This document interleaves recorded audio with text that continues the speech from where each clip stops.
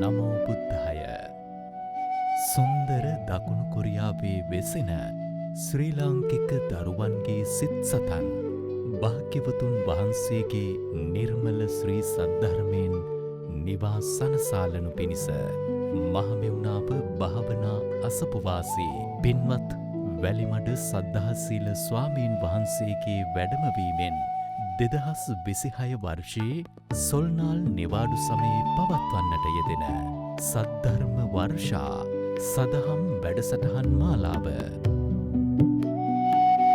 අන්සන් නුවර වැඩසටහන පෙබරවාරි 16 සවස 1 සිට 5 දක්වා අන්සාන් හන්යං යුනිවර්සිටියේදී ගොජේදෝ වැඩසටහන පෙබරවාරි 17 උදෑසන 8:30 සිට 11 දක්වා ගොජේදෝ කෙරියුන්සා කොරියන් විහාරස්ථානයේදී තේගුණුවර වැඩසටහන පෙබරවාරි 17 සවස 2 සිට 6 දක්වා තේගු පොහියුන්සා කොරියන් විහාරස්ථානයේදී කිමේ වැඩසටහන පෙබරවාරි 18 සවස 12:30 සිට 4 දක්වා කිමේ හල්ලිම් ගෘහස්ත ක්‍රීඩාංගණයේදී පැවැත්වේ.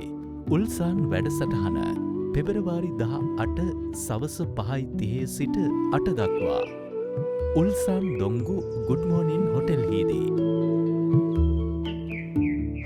කලන මිතුරු ඇසුරේ සදහම් අසනුරිසි ඔබ සැමට මෙත් සිතින් ආරාධනා. සියලු දෙනාට තෙරුවන් සරණයි. නමෝ බුද්ධාය.